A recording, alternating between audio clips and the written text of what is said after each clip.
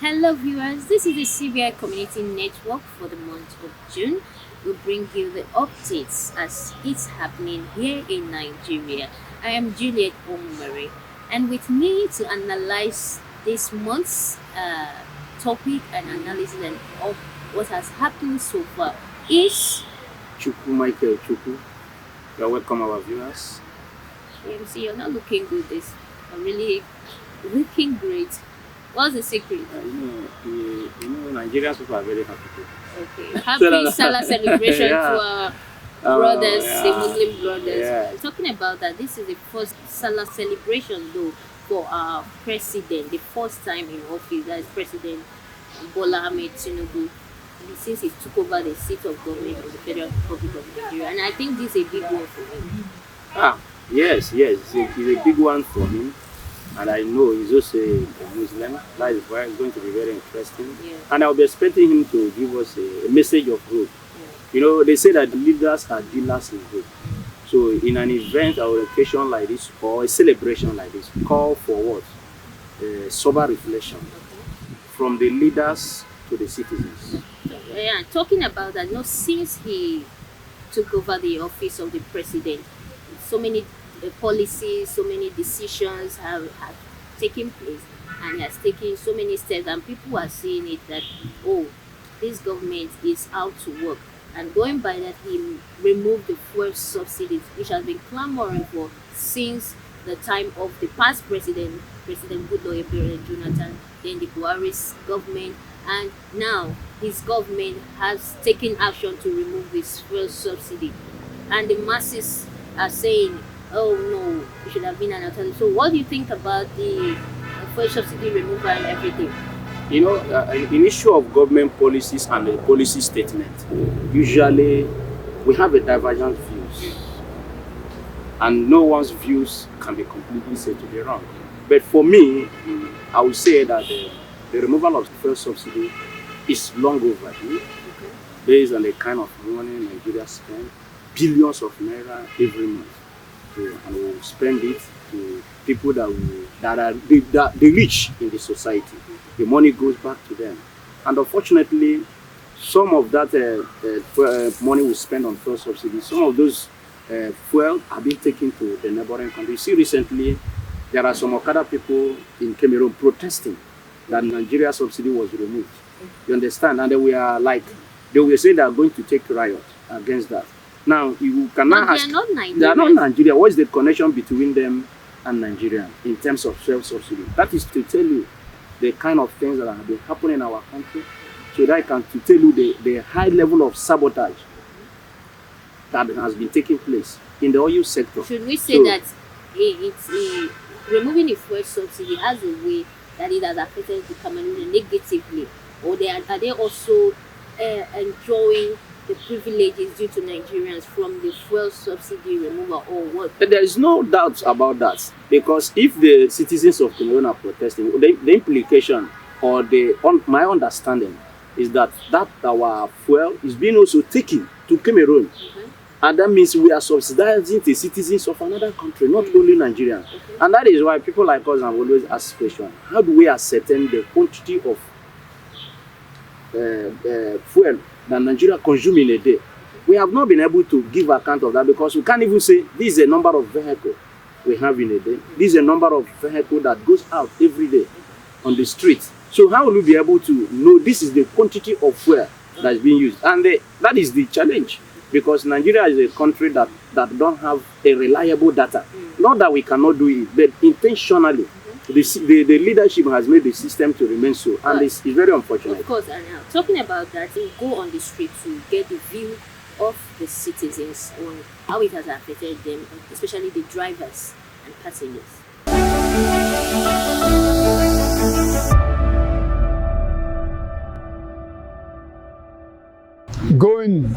Because everybody has fed up with APC before, so nobody agreed to vote APC. But when this new government came in, we now see the step that he was taking. But there's a word that he spoke, whereby is no other good, because the day he was elected, from the audience, it's now said that fuel subsidy has been removed. And this removing of fuel subsidy, not that it's not good, but it could have given us people a chance to prepare themselves against the subsidy. But of a thing now that people are finding it difficult to move. Because we know that the subsidy, long ago, this subsidy had been removed. But people, the cabal, they were holding it because they were sucking money with it. Whosoever that wants to remove it, they will say no. Jonathan prepared to remove it, they say no. And now he just come of a sudden, the day one that they elect him as a president, from the audience is now said that fuel subsidy is removed. We find it difficult now. Even though we beat the motorists, we don't even have anything left in our pocket, even though we work in a day. Even though you work maybe like 11,000 in a day or 12,000, you buy fuel. You have children. And the fuel that you will buy, 6 liters, is 6,000. Where we see 6 liters carry you to? It will not carry you to anywhere. But we are feeling the pain. We are appealing to Nigeria that they should reduce this fuel because fuel is our profit. We don't have anything left within us. And not only the people, even though the people trekking that they enter vehicle, today they are now complaining bitterly. People will come for a bus stop, they will tell them they will choke. They don't want to enter again. So we are appealing to the government that they should reduce this price. This price is too alarming for people to be buying fuel. Because it's not only fuel, other things are jacked up, like to tire, servicing of the car, and every other things. We pray that the government will be good. Not that we are against the subsidy removal, but they could have prepared us ahead before the removal of the subsidy. The Emefiele itself, he even was through the situation. When Buhari was there, Emefiele thought that is all in all. It's only God that is untouchable, because God is the owner of the universe. Whatsoever you acquire on here on earth, your ill-gotten wealth cannot give you peace, cannot give you pleasure, cannot give you peace. Rather, it will put you into trouble. And the Emefiele today now, he has fallen into trouble because the money he acquired, he thought that money can save him. He was servicing city when he was cabal that he wants to become president. You see what we are in Nigeria today. We don't know what we are really going. We don't have person to trust again. It's except only God. We pray that God should help this the new regime that we are in now. The situation of Nigeria now, we need a leader that can unite us because we are already divided in all areas. So, by appointing the advisors and all other things is the right thing, so that to carry everybody along, so that people will believe that this is already to work. There's not like a segment of ethnic or whatever. So.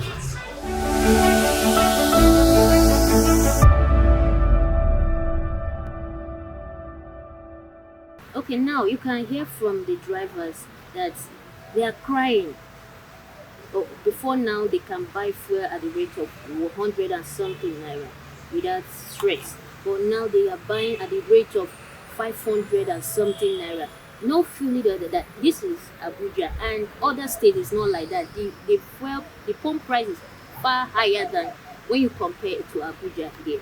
Now, the passengers, they are lamenting that the passenger, when you tell them that they are commuting from here to here, they will shout about the price they give them. And then the drivers are looking at it that if you are screaming or saying that it's too expensive for you to take from here to that spot, then we buy so amount. Whereby they are not even sure if the pump they give them is complete. Whereby you buy a full tank of 10,000 naira, and at the end you cannot go for 2 trips or 3 trips, and you see that your fuel is down. Yeah, as I earlier said, the challenge we have is that there was no proper planning before that, because there should have been a palliative measure put in place to curb the hardship it will bring to both the drivers, the citizens, the poor masses, because everyone make use of road. The poor, the rich make use of road. If you don't have your vehicle, you enter taxi to anywhere you are going.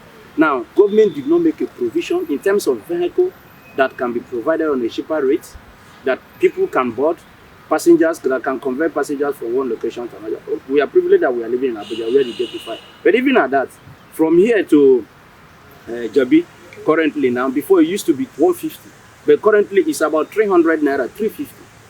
Now from here, you talk about Tonyanya, it was before 150 naira, but presently it's 500, 600, Marabanyanya. So you can see, and when, if you are doing a job of 40,000 naira, you are working in a private sector, with this many job, 40,000 naira. You know when you spend 500 now, for example, you are coming from Marabanyanya, 500, 600, coming, going 1,200. Maybe you work 24 days. That means you are spending almost 30,000 naira only on transportation. So how much that is remaining for you to pay? Take home. You take home for your house rent, for your upkeep, and even to feed. So only transportation will exhaust the whole money, about 70 to 80% of the money. So government should have make a proper planning in regards to this to curb the hardship that will inflict on Nigeria. That is where they got it wrong. Not the removal of subsidy, but the planning, the process in removal is where I can say that it was not properly done. And in conjunction to that, there's this that Revenue Mobilization and Allocation of Physical Commission are denying that there's an increase in the salary of the president and the governors. And people are shouting, oh, well, they want to increase their salaries, and yet are the citizens dying of hunger and starvation. And the spokesperson of Revenue said it is not yet approved. So I don't know why. Yes, he's saying it's not yet approved. That means it's going to be approved, but it's not yet approved. Okay, Julie, see, you know, this is the only country that we don't, you know, you and I are the employers of this politician or the political office holders, because we pay our tax, our common patrimony is also being used to service them. Now, it's only in Nigeria that the employers do not know how much it pays to the employees. So I can actually, there's no Nigerian you ask him today, how much does your president receive? That can say, I know the amount my president receives, either in dollar or in cash. Or you ask your senator, how much my senator receives? Nobody knows. So now you are in a dark of how much is being paid to service the political office holders. Yet we just hear the increment, I think about 114%. It's the spokesman that said it in Zamfara State, that the increments took place in January and the implementation has already started. That is what he said. Now denying his own statement is very, very laughable and unbelievable to me. So it's very, very unfortunate that we don't want to do things in the right way. I think that if there should be an increment in the government, it will go for government officials, their salaries and allowances. What of those who are civil servants? What of those who are black-collar jobs? Like some of us are not being employed by the government. What is our take? Because if the salary of the government officials are increased, the civil servant, their own is static. So they should be increased. So that they will cope with the be able to cope with cost of living. For me, the people that even need wardrobe allowance and the rest are not senators. Because these people, no matter what they enjoy, president and the minister, they enjoy, governors and the commissioners, local government, they enjoy. My councillor in my place is being paid 250,000. How many civil servants that receive that kind of money? Unless you're on a director level.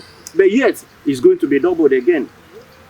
So, and within this time of assuming office, the president also made appointments of special advisors, Department of National Security, Service Chief.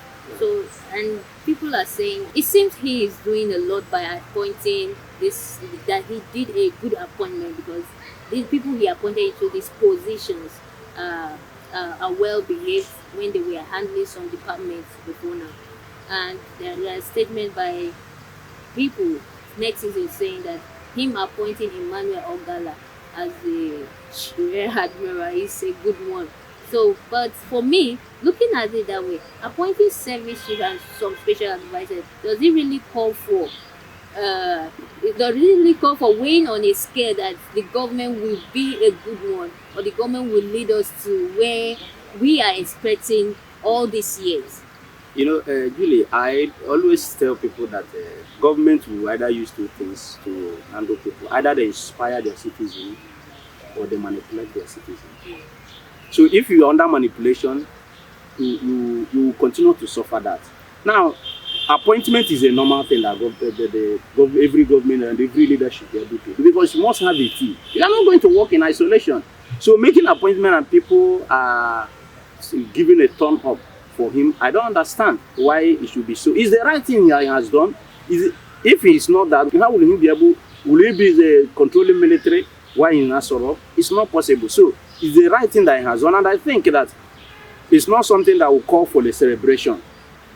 Yeah. It's not something that will call for celebration for doing what will enable you to succeed. For the issue of Emmanuel Agala, I think President currently have appointed 22 persons, 22 appointments. Out of that 22 appointments, 11 appointments came from his ethnic group, like the Southwest. Then, and that Emmanuel Agala that you mentioned, I think that is the only appointment to the Southeast. This geopolitical zone, the entire geopolitical out of 22 appointments. If you look at it, is it balancing? When we talk about the national unity, balance of power, and balance of appointment, is it balanced? No. When we talk about the federal character principle, no. So these are some of the area many people do not even look at it or even consider it. Now let me even talk about the major one.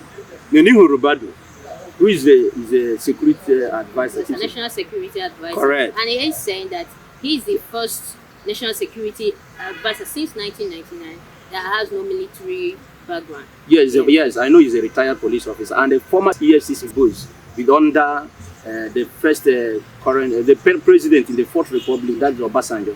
Yes, was then this thing. Now I want to tell you something. Maybe you are aware of it as well.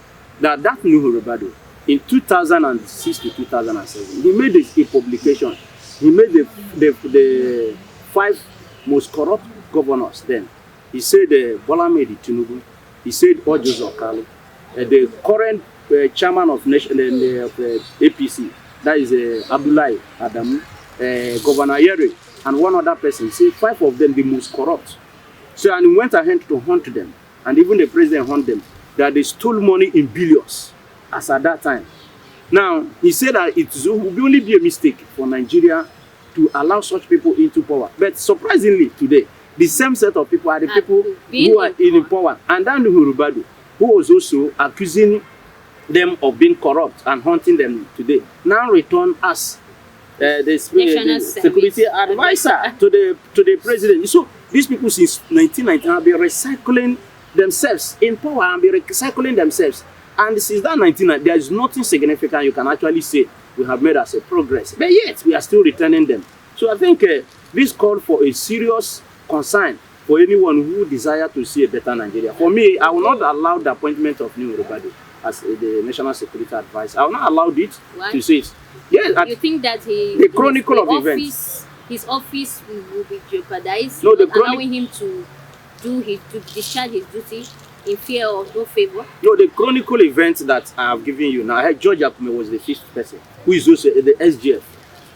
If you go back to the punch of, I may not exactly know the dates of that statement, but I have it and I read it that time because then I was still in school and I was very, very inquisitive to know what was unfolding in the new democracy we started. So I was aware of some of these things and I had the information. So for me, I don't think his appointment is something you say, though in the EFCC, the people say that he tried. But how was he removed? How was he removed? Was also removed on a level of allegations. So you can see. So where are we going as a people? Where are we going at? So I think that there is need to try fresh blood. Yeah. Let us bring fresh blood on board and let's see what they can do, what they can offer. Because still talking of the appointment, we have the 10th National Assembly appointing Senator Godswill as the Senate President of the 10th National Assembly. And Yari was some kind of being betrayed that he wanted to be the 10th National Assembly Senate President. And the people were like, okay, but even at that, he made in his statement that we will still support the Senate President to work for a better Nigeria. When you talk about betrayal, I don't understand because what he meant by that. For me, what I just want, I don't care where he's coming from. I don't care who is coming.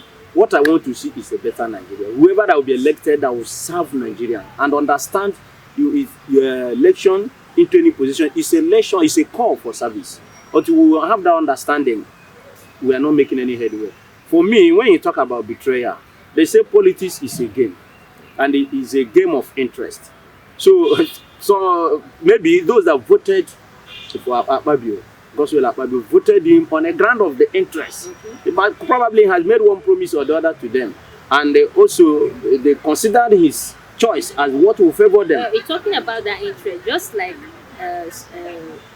the confession of Senator Bukawa, who said that he has favored so many of his colleagues through the wife, and so he's kind of refuting that statement when there was a question coming out saying his wife has never jeopardized his office as a chief justice. So people were like, but you said that you have favored some of your colleagues through your wife, and the wife also came out to refute such statement and said that she has never in any way compromised.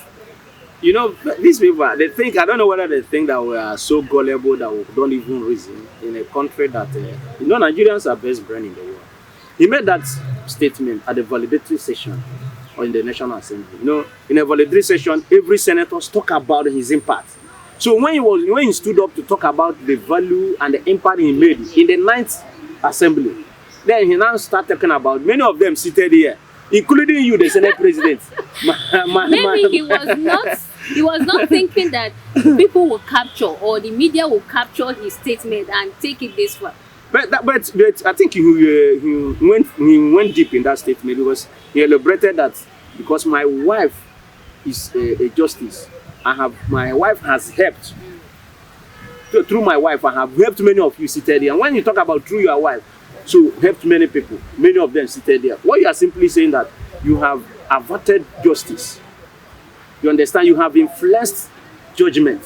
You have influenced court process to bring them there. Yeah. So because you can't just make that statement. That means they don't merit what why they are there. Yeah, why they are there. So that something happened, water passed through under the bridge. Yeah. So how will you deny it? When you say you, through my wife, many of you that are here, through my wife, I was able to make it to this place. Right.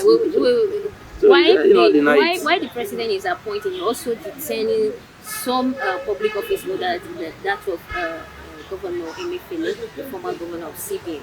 So before we talk on that, we'll be going on a short break. So when we come back, we'll stick on it.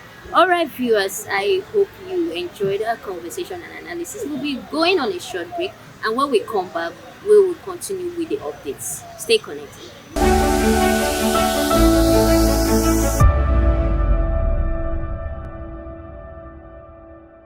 All right, viewers, welcome back. Before we went on the break, we were talking about the appointments of the president and the detention of some corrupt political office holders.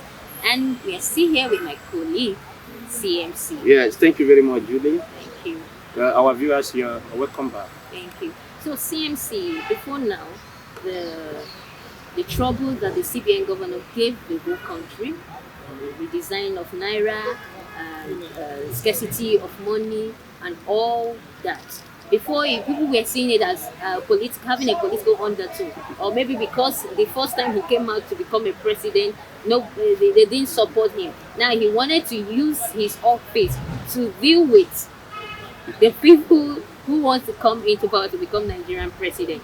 And now, coming into power, the president of Nigeria, Bola Ahmed Tinubu, had to detain him for abuse of office.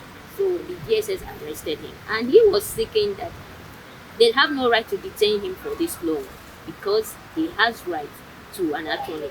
And they went to his house in Lagos. They discovered, if I'm not mistaken, 18 bags of food with currencies and all that. So what do you have to say about this Emefiele's arrest?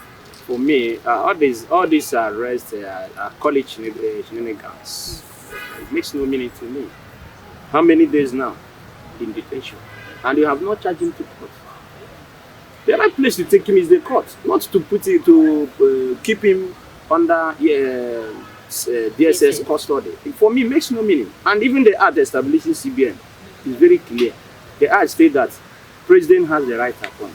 The president has no right to remove. And that is why it was called for suspension instead of removal. It's only to third majority of National Assembly that approved his appointment that will remove him. from that appointment. And the reason is because if you make it to possible for president to remove, president can bring in any number of CBN governors to do his bidding. Okay. You understand? So that is why, and it's not only in Nigeria, it's everywhere. So for me, arresting him is not the best choice. The best choice is the president would have asked the DSS to do all these things that started doing after they have arrested him. Since they denied him traveling. So you do every investigation because he can't travel without the approval of the president, because he requested from the former president, you said no. So allow him, then do all your investigation. Immediately arresting him, you take him to court. And the court will take the verdict on that. Not for you or this media trial, saying he does this, he did this. It's, for me, it's a media trial. Do the right thing and get the right result. At the end of the day, they will release him. Of course. It's just a shenanigans. Holding him in the DSS unit and other than people are still there, he's still going scot-free. The law is not irrespective of any. Yeah. That's the rule of law. So we should treat, just like, for instance, let me make reference to the former Senate President, Senator Ike Kuremadu, who is currently serving the prison term in London. So these people, since we are being colonized by the British, so we should be able to always put the law in the right place. The law is not irrespective of any man. Correct. Senator Ike Kuremadu, former Senator Ike Kuremadu, is there. Deputy Senate President. Deputy Senate President is there serving the law term. So why is it that we cannot effect such in our own country? That is so because the defaulters should also be there. Be you the president, be you the Senate President, be you the governor, you should be able to serve the laws and the consequences of any action you have taken. Now let's look at the Bawa arrest, the EFCC chairman. Yeah. Bawa. So you've been accused for abuse of office. And the money laundering. So I think these people still see politics as a simple way of amassing wealth. For me, I will say all these things that are playing out as political witch hunting. At the end of the day, they will release him. Even Ribado that is serving today, was he not ousted from the office? How many FCC goes in the past that were ousted? At the end of the day, it was a media trial. It ended like that. What of the Magu? The Magu you hear, the Magu did this. Magu DSS sent information to National Assembly. Don't approve Magu appointment. Magu was in office for 5 years without being appointed, without approving his appointment. He was there as acting until he was accused and removed. Today, what will happen? He was promoted to Deputy Inspector General of Police, DIG. From person that was accused, promoted. Where do you connect that allegations with the promotion? Sorry for cutting you short. They will tell you before you can be appointed into any political position that you have no record of any, you will not be found wanting. But you see that our political office holders today, in one way or the other, have been found wanting by law. All of them. Or even if they are not jailed, for instance, what Joseph Carlo will talk about. He was convicted. Is it not as a convicted person? He came back to the Senate. The news we are hearing about our president, is it not the same thing? So the Nigeria society is a mockery society in the eyes of the international community. Because if we want to build this country, we must get it right by featuring the right people. People that are clean, people that have a track record. I always say, when you talk about leadership, the first thing and the most important you must consider is character. Character is the foundation of leadership. Because anybody that does not have a character and find himself in leadership, the leadership position exposes your character.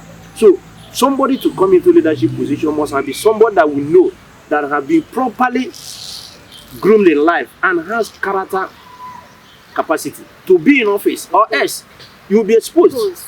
And because you're dealing with the masses, you're managing human beings, you meet people with different characters. Also, you have the possibility how you were able to bring these people along, carry them along, and come to a consensus. Because I know that democracy is coming to a consensus. Of course, that is democracy is all about consensus.